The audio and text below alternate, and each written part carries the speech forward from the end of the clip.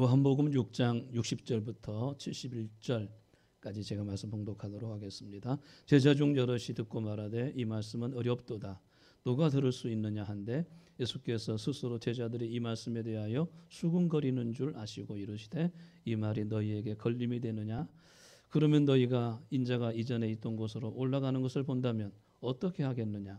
살리는 것은 영이니 육은 무익하니라. 내가 너희에게 이른 말은 영이요 생명이라. 그러나 너희 중에 믿지 아니하는 자들이 있느니라 하시니 이는 예수께서 믿지 아니하는 자들이 누구며 자기를 팔 자가 누구인지 처음부터 아심이더라.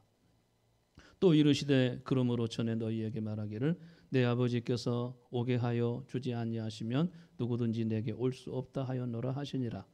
그때부터 그의 제자 중에서 많은 사람이 떠나가고 다시 그와 함께 다니지 아니하더라. 예수께서 12 제자에게 이르시되 너희도 가려느냐? 너희도 가려느냐? 시몬 베드로가 대답하되 주여 영생의 말씀이 주께 있사오니 우리가 누구에게로 가오리이까? 우리가 주는 하나님의 거룩하신 자이신 줄을 믿고 알았사옵나이다. 예수께서 대답하시되 내가 너희 12를 택하지 아니하였느냐? 그러나 너희 중에 한 사람은 마귀니라 하시니 그 말씀은 가룟 시몬의 아들 유다를 가리키심이라. 그는 12 중에 하나로 예수를 팔 자더라.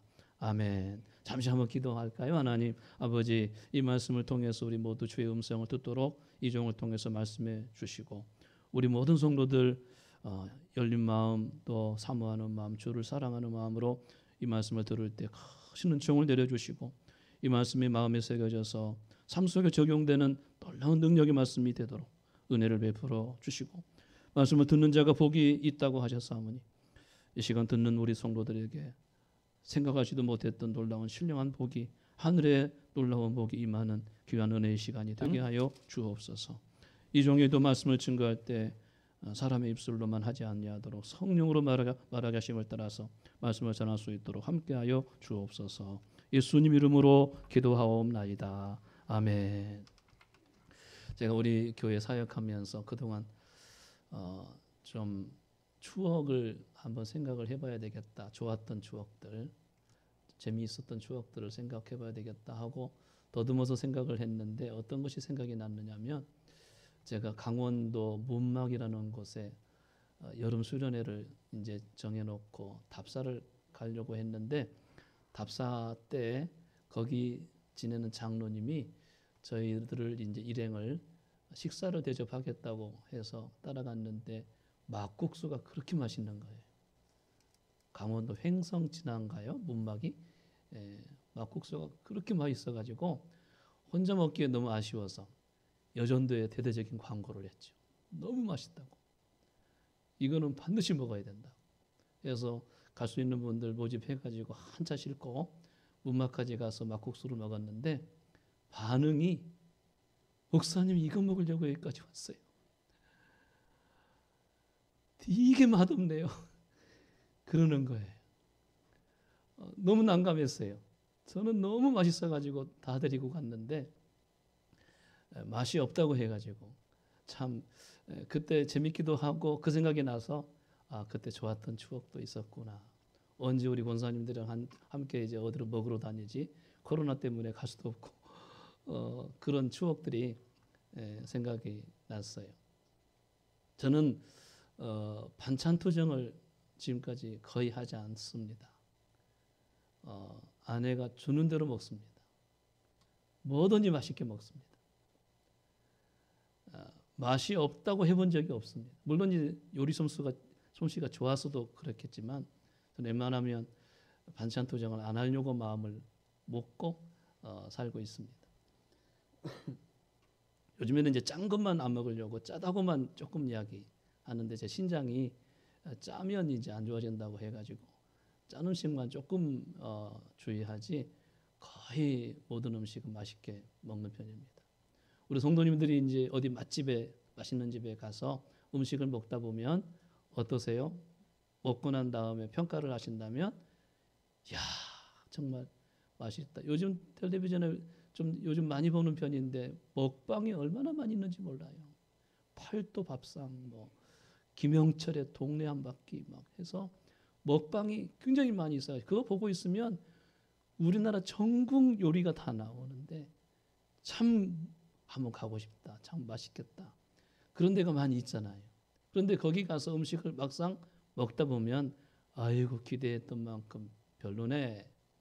그런 경우도 있고, 이야 정말 맛있다. 이런 음식이 어딨나 하고 감탄을 하는 경우도 있고, 그렇잖아요. 음식을 먹은 다음에는 맛있다, 맛이 없다, 기대했던 것보다도 못하다, 이런 평가가 나오잖아요. 오늘 본문도 예수님이 말씀을 전했는데 그 말씀의 주제는 생명의 떡이라는 주제로 말씀을 전했는데 그 말씀을 듣고 영적인 말씀도 맛이 있네, 맛이 없네 평가를 하는 반응을 나타내는 그런 내용이 오늘 본문의 내용입니다. 그러니까 육적인 음식도 우리가 맛있다, 맛이 없다 하는 것처럼 영적인 생명의 떡인 하나님 말씀, 주님이 전하신 말씀도 듣고도 사람들이 어떤 반응을 일으켰는가 하는 내용을 본문에서 말씀하시고 계셔요. 첫 번째 반응은 뭔가 하면 깨닫는 자가 있는가 하면 깨닫지 못하는 자가 있었다. 이렇게 말씀하시고 계셔요. 오늘 60절 말씀 보니까 그 제자 중 여럿이 이 말을 듣고는 이 말이 어렵다. 누가 이 말씀을 들을 수 있겠냐 하는 반응을 했다고 되어 있습니다. 말씀이 어렵다는 거예요. 주님이 말씀을 하셨는데 우리가 예수님 말씀 들으면 얼마나 쉬워요. 우리들은 쉽잖아요. 공중의 새를 봐라. 공중의 새를 보니까 다 하나님이 먹이시지 않느냐. 들에 핀 볏가마를 보라. 길쌈도 하지 않고 수고도 하지 않는데 하나님이 최고 아름다운 옷을 입혀주지 않느냐. 하물며 너희일까 보냐. 너희 하늘아버지께서 다 먹여주시고 입혀주시고 하실 것이니 염려하지 말라. 다만 그의 나라와 의를 먼저 구하라. 그렇게 말씀하신 거 보면 너무너무 쉽잖아요. 쉬워요, 안 쉬워요? 주님 말씀 가만히 듣다 보면 땅에 이야기하는 것 같아도 씨 뿌리는 자의 비유를 봐라. 어떤 씨는 돌밭에 뿌려지고 어떤 씨는 가시떨기에 뿌려지고 어떤 씨는 좋은 땅에 뿌려지고 그래서 싹이 나는데 어떤 씨는 돌밭에 뿌려진 새들이 와서 다 먹어버리고 길가에 뿌려진 새들이 와서 먹었군요. 돌밭에 뿌려진 씨는 그 흙이 얇아서 타서 말라서 죽어버리고 가시떨기에 뿌려진 씨는 자라되 기운이 막혀서 열매를 맺지 못하고 너무너무 쉽잖아요. 나중에 알고 보니까 그 말씀은 하늘에 있는 말씀인 것을 의미해주고 있는 거잖아요. 우리가 들을 때는 주님 말씀이 너무 쉬워요. 그런데 이들이 당시에 제자 중 여럿이 이 말씀이 어렵다고 평가하고 있는 것을 볼 수가 있어요. 그러면서 누가 들을 수 있겠냐 하고 말을 했어요. 여기서 말하는 제자 중 여럿이는 제자는 일반적인 제자를 말해요. 즉 예수님의 12제자는 아니었다는 거예요. 그 증거가 어디 나왔는가? 66절 말씀 보니까 제자 중 많은 사람이 떠나갔다고 돼 있어요. 다시는 그와 함께 하지 아니했다고 돼 있는데 그런 다음에 67절 보니까 다 떠나가고 나서 12제자에게 물으시되 너희도 가렸느냐 한 걸 보게 되면 이 일반적인 제자와 12제자가 따로 구분되고 있는 것을 본문에서 말씀해주고 있기 때문에 여기 말씀이 어렵다고 한 사람들은 일반적인 의미의 제자들, 그냥 막무가내로 그냥 추종했던 그런 사람들이 있었는데 그들이 말씀을 듣고는 어렵다고 그런 반응을 나타냈다는 거예요. 그러면서 누가 들을 수 있겠느냐? 아마도 자기들뿐만 아니라 모든 사람도 주님 말씀 듣고 이해하지 못했을 것이다, 깨닫지 못했을 것이다 이렇게 생각을 했던 거예요. 그러나 그렇지는 않아요. 오늘 본문에 보니까 최소한도 예수님의 제자 시몬 베드로만큼은 주의 말씀을 듣고 깨달은 것을 확인할 수가 있어요. 68절 말씀 보니까 시몬 베드로가 이르되 주여 영생의 말씀이 주께 있는데 우리가 누구에게로 가오리까? 이렇게 베드로는 말한 걸 보게 되면 분명히 베드로는 깨달았다는 것을 알 수가 있어요. 그러니까 우리가 주의 말씀을 듣고 두 가지 반응이 있어요. 한 가지는 깨닫는 자, 또 한 사람은 이거 어렵다. 무슨 말인지 모르겠어. 깨닫지 못하는 자가 있는 것을 본문 속에서 찾아볼 수가 있는 거예요. 왜 이런 일이 벌어질까요? 왜 못 깨달았을까요? 그들이 세상 학문을 배우지 않았기 때문에 그랬을까요? 학식이 부족해서? 아니면 IQ 머리가 좀 부족해서 그랬을까요? 그런 차이 때문에 이런 결과가 온 것은 결코 아니에요. 오히려 한 가지 차이가 있다면 영적인 수준 차이 때문에 깨닫는 자가 있는가 하면 깨닫지 못하는 자가 있는 거예요. 왜냐하면 주님의 말씀, 하나님의 말씀은 영이고 생명이기 때문에 그래요. 오늘 본문 63절에도 주님이 그렇게 말씀하세요. 살리는 것은 영이니 육은 무익하니라. 내가 이른 말은 영이요 생명이니라. 주님이 말씀하신 것은 영이라는 거예요. 그냥 문자고 어떤 이야기고 줄거리가 아니라는 거예요. 어떤 분이 하나님 말씀을 전할 때 이렇게 이야기했습니다. 이야기한 게 아니에요. 옛날 흘러간 그런 이야기식의 스토리가 아니에요. 영이고 생명이에요. 주의 말씀은. 그러니까 아무리 세상에서 학문을 많이 배웠다 할지라도, 학벌이 많이 있다 할지라도, IQ가 뛰어나서 머리가 좋다 할지라도 하나님 말씀은 못 깨달을 수가 있는 거예요. 왜냐하면 영적인 말씀이기 때문에, 생명의 말씀이기 때문에 그런 거죠. 지금까지 요한복음을 우리가 보더라도 3장에 그 유대인에 관한 선생이 나와요. 선생. 율법의 선생이라는 거예요. 모르는 것이 없다는 거예요. 그런 니고데모가 와가지고 예수님이 거듭나야 된다고 했을 때 그 니고데모가 거듭남을 깨닫던가요? 못 깨달아요. 거듭나야 된다니까 뭐라고 했어요? 내가 두 번째 모태에 들어갔다가 나와야 된다는 말입니까? 이렇게 묻잖아요. 거듭남이 그런 게 아닌데, 영으로 다시 태어나는 것인데 다시 어머니 뱃속에 들어갔다가 또 나와야 되나요? 이런 얼토당토 않는 이야기를 하는 것을 보게 되면 선생이라고, 율법을 많이 안다고 주의 말씀을 깨닫는 것이 아니었어요. 그 다음에 4장에 보게 되면 사마리아 수가성 여인이 나오잖아요. 생수를 너에게 주었으리라. 예수께서 말씀하시니까 그 여인이 생수가 뭔지 깨달았던가요? 못 깨달았어요. 그 여인은 깊은 샘 밑에 칼칼 솟아오르는 그 물을 뜰 때에만이 생수라고 이해를 했던 거예요. 요즘 말하면 삼다수, 저는 생수를 삼다수를 먹는데 그런 물이라야 생수인 줄 알았던 거예요. 그러나 주님이 주시는 물은 성령의 생수인 줄로 믿습니다. 그거 잘 못 깨달았던 거예요. 사람들이 못 깨달아요.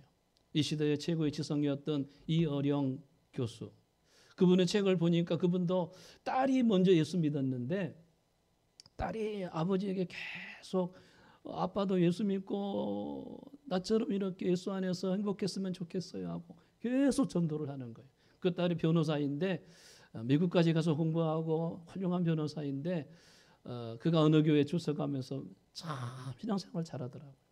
아버지를 전도하려고 그 학식이 많은 이 시대의 지성이에요. 그 교수, 이어령 교수를 전도하려고 아무리 애를 써도 세상에 학식이 많아도 하나님 말씀은 이해하지 못하는 거예요. 십자가를 이해하지 못하고 예수님의 부활을 믿지 못하는 거예요. 그러니까 끝내 딸의 제안을 받아들이지 못하는 거예요. 나중에 딸이 암에 걸리고 세상을 떠날 때에도 항상 부활의 소망을 가지고 너무 즐겁게 죽음을 맞이하는 딸을 보고 그때서야 조금 깨달으면서 딸이 죽고 나서 결국 깨닫고 나중에 교회 가서 세례받는, 그래서 그가 쓴 책이 지성에서 영성으로, 지성에서 영성으로라는 책을 쓰는 것을 보게 돼요. 여러분, 예수님이 전하신 그 말씀이 뭐예요? 내가 곧 생명의 떡이라고 하세요. 그리고 그 떡은 내 살과 내 피가 떡이라고 말씀하세요. 이 살과 피를 먹어야만이 산다고 말씀하세요. 내 살은 참된 양식이요 내 피는 참된 음료라고 말씀하세요. 내 살을 먹고 내 피를 마셔야 영생이 있고 그에게 생명이 있다고 말씀하세요. 그런데 여러분, 그 말씀을 들었을 때, 떡이라는 관점에서 들었을 때 죽었다 깨어나도 그 의미를 깨닫지 못하는 거죠. 어떻게 제사를 주어서 우리에게 먹게 한단 말입니까? 제사를 먹어야 우리가 생명 얻는다고? 지가 주는 피를 먹어야 내가 생명 얻는다고? 말도 안 되는 소리야 하면서 못 깨닫는 거예요. 그런데 우리들은 어떻게 깨닫습니까? 예수님의 살은 나를 위해서 대신 죽어주신 대속의 죽음을 의미하는 거예요. 주님의 피는 뭐를 의미하는 겁니까? 우리의 죄를 속량하시는 속죄의 피를 의미하는 거예요. 그 대속의 죽음을 우리에게 주시겠다는 거예요. 속죄의 피를 여러분들에게 받아 먹으라 하고 주시겠다는 거예요. 그것을 믿음으로 받아 먹으면 사는 줄로 믿습니다. 구원 얻고 영생 얻는 줄로 믿습니다. 우리들은 다 알고 있고 깨닫고 있어요. 그렇죠. 그런데 그들은 제자 중 여럿은 깨닫지 못하고 너무 어려워. 여러분, 떡을 먹는다는 말은 무슨, 예수님이 나는 생명의 떡인데 내게 오는 자는 결코 줄이지 아니할 것이고 나를 믿는 자는 영원히 목마르지 아니하리라. 이 떡을 먹는다는 말은 무슨 말인가? 이 떡을 먹는다는 말은 예수님을 내 마음에 소유하고 영접한다는 거예요. 받아들인다는 거예요. 떡을 먹는다는 것은 또 뭐예요? 지난주도 말씀드렸는데 떡을 먹는다는 것은 먹으면 내 살이 되고 내 안에 영양분이 되는 거잖아요. 먹으면. 그런 것처럼 예수님과 생명의 연합이 된다는, 생명의 연합. 성령이 임하시면 예수님과 연합된 한 몸이 되는 줄로 믿습니다. 그 떡을 먹는다는 그런 영적인 의미를 모르는 거예요. 왜요? 영적 수준 차이 때문에. 영적인 수준이 거기 이르지 못하기 때문에. 아무리 IQ가 뛰어나도, 아무리 배운 게 많더라도 하나님 말씀을 못 깨닫는 거예요. 그런데 여기 계신 여러분들이 하나님 말씀을 깨닫고 십자가의 죽으심이 나의 대속의 죽으심인 것을 깨닫고 믿음으로 산다는 것은 큰 복 있는 사람인 것을 믿으시기 바랍니다. 말씀을 듣고 이런 반응이 일어났어요. 두 번째 반응, 어떤 반응이 일어났는가? 믿는 자가 있는가 하면 믿지 아니하는 자가 있었다. 말씀을 듣고 그 말씀을 믿는 자가 있는가 하면 믿지 아니하는 자가 있었다는 거예요. 그 증거의 말씀이 오늘 64절에 나오는데, 한번 방송실도 일을 주어야 방송실이 가만히 있으면, 그러니까 64절을 한번 띄워주면 좋겠어요. 64절에 보게 되면 너희 중에 믿지 아니하는 자들이 있느니라 하시니, 한번 여기 같이 한번 읽어봐. 시작. 그러나 너희 중에 어떤 자들이 있었다고요? 믿지 아니하는 자들이 있느니라 하시니, 이는 예수께서 믿지 아니하는 자들이 누구며 자기를 팔자가 누구인지 처음부터 아심이로라. 말씀을 듣고 반응이 일어났어요. 주님이 알고 계셨어요. 그러나 너희 중에 믿지 아니하는 자들이 있네. 그렇게 말씀하세요. 말씀을 들었는데, 주님 말씀을 들었는데 어떤 사람은 알 것도 같고 모를 것도 같고 하는데 결국은 믿지 아니하는 자들이 있었다는 거예요. 그런데 예수님은 이미 누가 안 믿는지, 누가 예수님을 팔자인지 처음부터 알고 계셨다. 아주 의미심장한 말씀을 오늘 64절에서 하시고 계시는 것을 볼 수가 있어요. 여러분, 성경을 보게 되면 믿음이라는 것은 우리가 구원을 얻는데 결정적이고 절대적인 기준이 돼요. 믿음으로 말미암아 구원을 얻어요. 영접하는 자, 그 이름을 믿는 자에게는 하나님의 자녀가 되는 권세를 주시느니라. 믿는 자. 이 믿음이라는 것은 얼마나 중요한지 몰라요. 우리가 지금까지 요한복음을 배우면서 그 말씀 들었잖아요. 내 말을 듣고 나 보내시는 이를 믿는 자는 영생을 얻었고 심판에 이르지 아니하나니 사망에서 생명으로 옮겼느니라. 그 절대적인 기준이 뭐예요? 믿는 자. 믿는 자. 6장에서도 우리가 어떻게 하여야 주의 일을 하오리까 했더니 나 보내시는 하나님께서 보내신 자를 믿는 것이 하나님의 일이니라. 우리가 하나님의 일을 하고 싶죠. 하나님의 일을 하시고 싶다면 먼저 하나님이 보내신 자 예수 그리스도를 믿어야 그때부터 일이 시작되는 거예요. 하나님의 일이 시작되는 거예요. 그래서 많은 사람들이 어떻게 우리가 하나님의 일을 하오리까? 어떻게 하나님의 일을 하오리까? 하나님께서 보내신 자 그 아들 예수 그리스도를 믿는 것이 하나님의 일이다. 이 믿음이라는 것이 그렇게도 중요해요. 믿음은 영에 속한 거예요. 그가 이해한다고 믿는 게 아니에요. 성경을 읽고 성경을 읽다가 무슨 말인지 알겠네. 하와가 선악과를 따먹었네. 그 이해한다고 믿는 게 아니에요. 영에 속한 거예요. 믿음은 그냥 받아들이는 거예요. 받아들이는 거예요.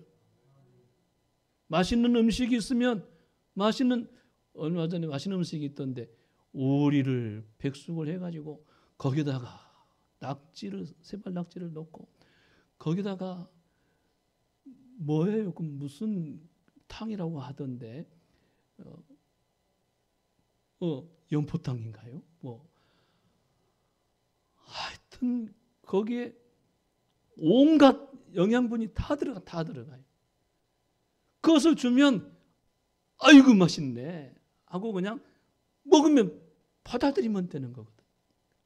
그게 영에 속한 거예요. 믿음은 그냥 이해하고 따져먹고 과학적이고 합리적이니까 그 이해가 되네 해서 믿는 게 아니에요. 그냥 나도 모르는 사이에 받아 먹으라.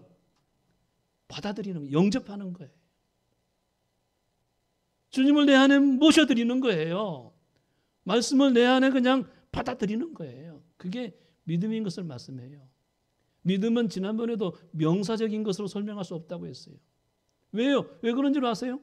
믿음은 의지하는 거다. 만약에 설명한다면 믿음은 의지하는 거다. 명사적이 아니에요. 의지는 행동으로 옮겨 의지하게 되는 거예요. 믿음은 맡기는 것이다. 이해가 됐네. 아니에요. 실제적으로 삶이 행동으로 맡겨야, 그 다음에는 염려하지 않아야 맡기는 거예요.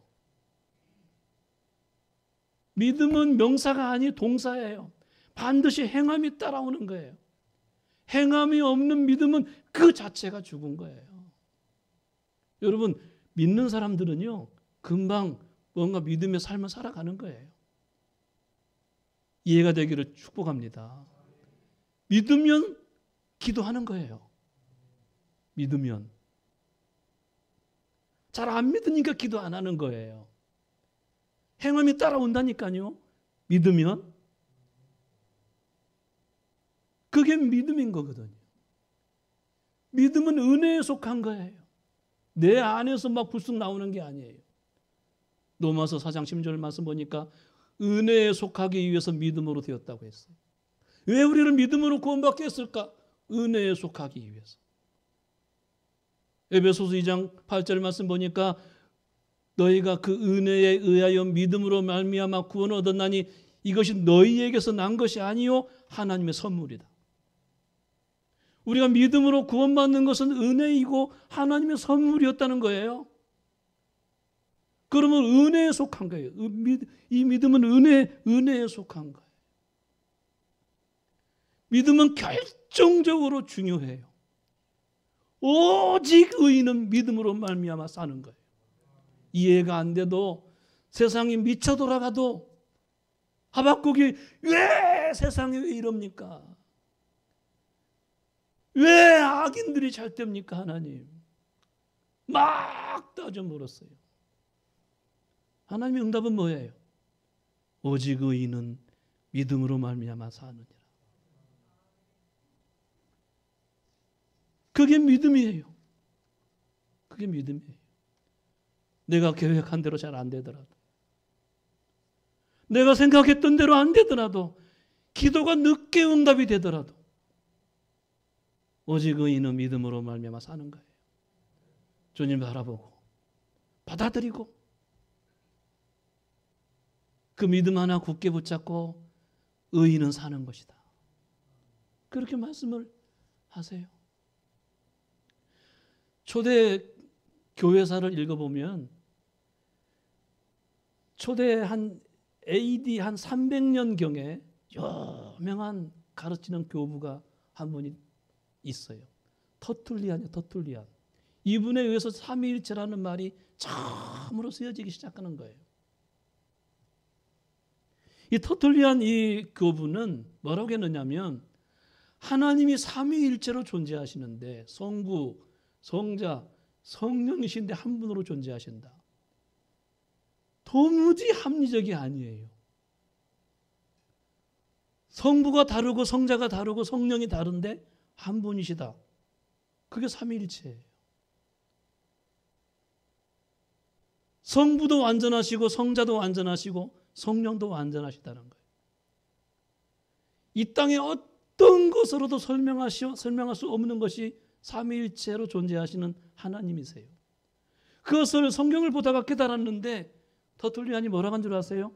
합리적이 아니기 때문에 나는 믿는다.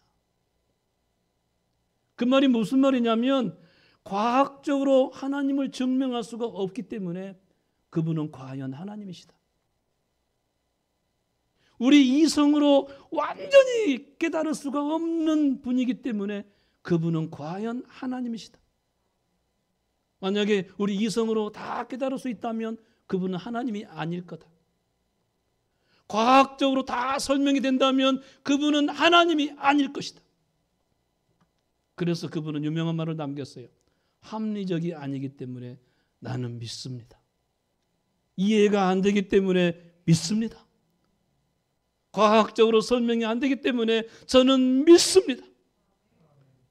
그게 그 유명한 교부가 남겼던 유명한 믿음에 대한 고백이에요. 여러분, 믿음은 초월적이에요. 은혜에 속해요. 하늘에 속한 거예요. 여러분들이 그 믿음을 얻었다면 가장 복 있는 사람인 거예요. 할렐루야. 그 믿음을 내가 선물로 받았다면, 믿어지고 있다면, 주님을 영접하고 주님이 내 안에 계시고 함께 살고 계시다면 가장 복 있는 자인 줄로 믿습니다. 주의 말씀을 듣고 두 가지 반응이에요. 두 번째 반응은 믿는 자가 있는가 하면 믿지 않은 자가 있다는 거예요. 마지막 한 가지 반응이 또 나와요. 떠나가는 자가 있는가 하면 남는 자가 있더라는 거예요. 67절 말씀 보니까 제자 중 많은 사람이 떠나갔다고 돼 있어요. 제자 중 많은 사람이 떠나가고 다시는 그와 함께하지 아니했다고 돼 있어요. 제자 중, 여기 제자 중 어떤 제자일까요? 일반적인 제자를 말하는 거예요. 그들은 무작정 추종했던 사람들이에요. 예수님이 뭐 기적을 일으키고 떡을 먹여주고 하니까 대단하신 분이네 하면서 무작정 세상적인 가치관을 가지고 육적인 요구를 채우기 위해서 예수님을 추종했던 사람들이 일반적인 제자들이에요. 주님은 그들을 보실 때 뭐라고 했냐면 너희가 나를 찾아오는 것은 표적을 본 까닭이 아니고 떡을 먹고 배부른 까닭이로다. 다시는 썩을 양식을 위해서 일하지 말고 썩지 아니하는 양식을 위해서 일하라. 주님이 그 일반적인 제자들, 무작정 추종했던 제자들에게 그렇게 말씀을 하셨어요. 그들은 예수님이 오병이어의 기적을 일으켜서 배불리 떡을 먹여주니까 예수님은 임금 삼으려고 했어요. 오로지 세상적인 관점을 가지고 자기들의 요구를 채우기 위해서 주님을 추종했던 그런 사람들이 주님 말씀을 듣고 결국은 떠나고 말았어요. 결국은 많이 떠나갔다. 제자 중 많은 사람이 떠나갔다. 여러분, 말씀을 듣고 떠나가는 사람도 있다는 거예요. 말씀을 듣고 남는 자가 아니고 떠나가는 사람이 있다고 오늘 반응에 대해서 그렇게 말씀하시고 있어요. 왜 떠나갔을까요? 왜 떠났을까요? 그것이 61절에 해답이 나오는데 그 말씀이 걸림이 되었다는 거예요. 주님 말씀이 듣고는 그들이 말하되 수군거리는 줄 아시고 주님이 이 말이 너희에게 걸림이 되느냐? 이 말이 너희에게 걸림이 되느냐?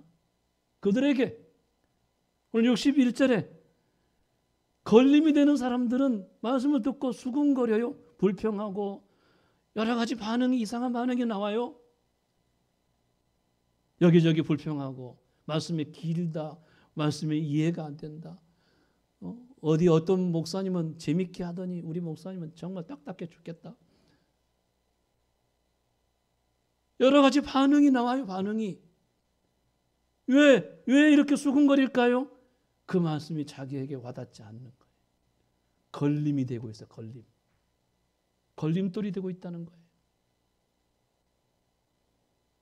그 한 가지 예로 베드로전서 2장에 보면 이렇게 말씀해요. 예수님을 보배로운 산돌이신데 예수님 보배로운 모퉁이 돌이신데 믿고 순종하는 자에게는 함께 집을 지어서 신령한 집이 이루어지게 되는데 믿지 않고 순종하지 않은 사람은 그 보배로운 산돌, 보배로운 모퉁이 돌이 부딪히는 반석과 걸려 넘어지게 하는 바위가 되었도다.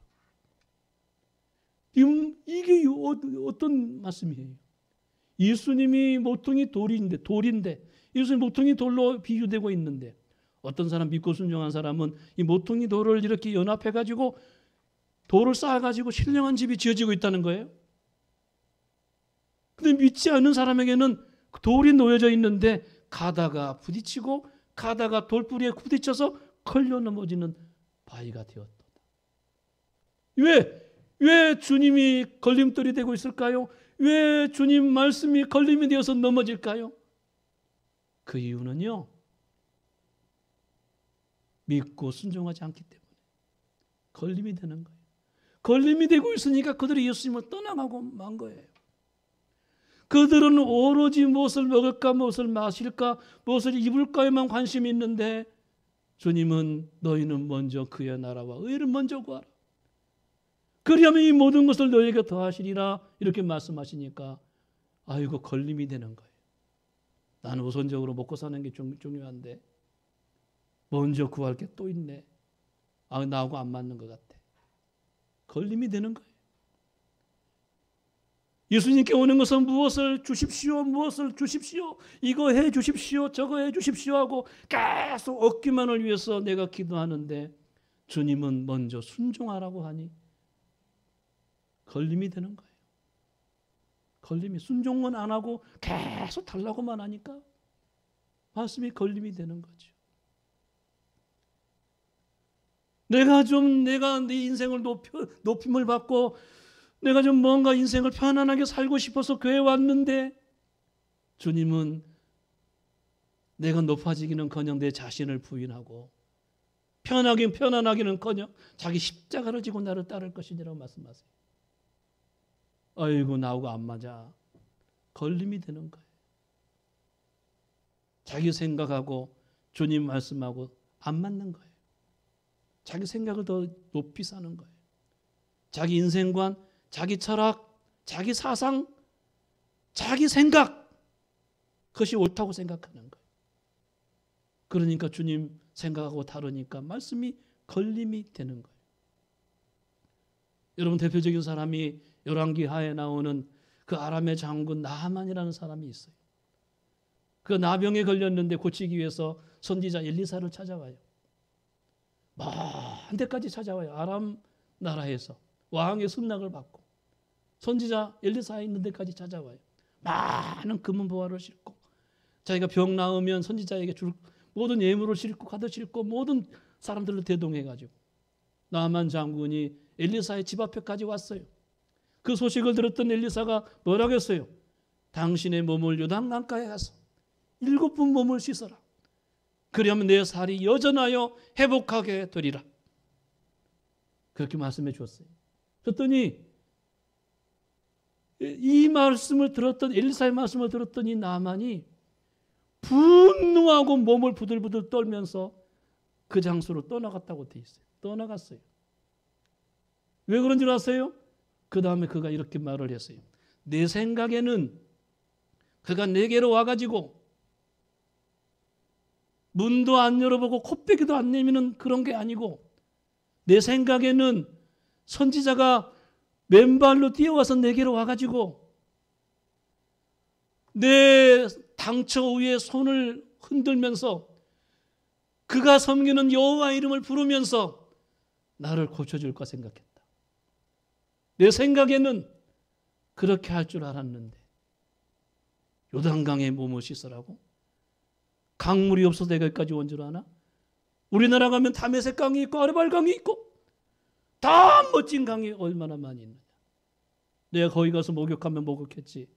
어떻게 더 더러운 요단강에 가서 내가 목욕을 한단 말이냐. 내 생각에는 자기 생각과 말씀이 안 맞다고 분노하고 떨고 떠나가려고 했어요. 그때 옆에 있던 종들이 선지자가 더 큰 일을 시켜도 치료받으려면 해야 될 것이거늘 가서 씻으라 하는데 왜 그것도 못하고 떠나가려고 하십니까? 그 말을 들어보니까 그 말이 맞는 것 같아. 선지자가 더 큰 일을 시켜도 자기 병이 나으려면 해야 될 텐데 그렇게도 쉬운 가서 몸을 7번 담그고 씻어라. 내 살이 여전하여 회복되게 되리라. 했는데 왜 그 말을 그렇게 곡해하고 떠나려고 하십니까? 그렇게 했을 때 그가 깨닫고 다시 순종의 길을 갔을 때 그 나병이 고침받은 줄로 믿습니다. 내 생각에는 자기 생각을 주장하다 보니까 말씀이 걸림이 되는 거예요. 걸려 넘어지게 되는 거죠. 그러니까 자기 생각과 안 맞다고 상처받고 떠나가는 거예요. 그래서 말씀 듣고 떠나가는 사람이 있는가 하면 말씀을 듣고 순종하고 남아있는 사람도 있다는 거예요. 다 떠나갔어요. 주님 말씀 듣고 주님 말씀을 직접 들었는데 떠나갔어요. 다 떠나갔어요. 많은 제자가 떠나갔어요. 그 다음에 남아있는 사람이 12명의 제자가 남아있는 거예요. 그때 얼굴을 돌려서 12명의 제자를 바라보시고 주님이 이렇게 말씀하세요. 너희도 가려느냐? 이렇게 하세요. 한번 따라해 보세요. 너희도 가려느냐?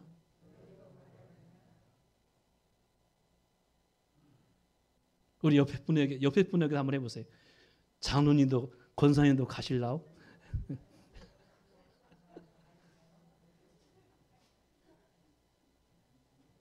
너희도 가려느냐? 이렇게 하세요. 이 말은요, 그들은 안 갈 줄을 알고 계신 거예요. 그들은 절대 안 갈 거다. 알고 계시는 거예요. 확인 차원에서 너희도 가려느냐? 그러신 거예요. 오늘 말씀의 제목이 너희도 가려느냐가 말씀의 제목이에요. 한번 해보세요. 너희도 가려느냐?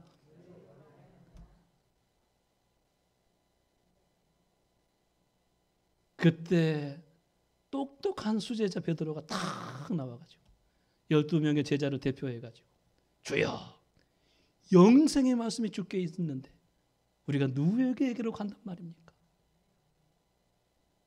68절 말씀이에요. 다 같이 한번 이 말씀 읽어봐요.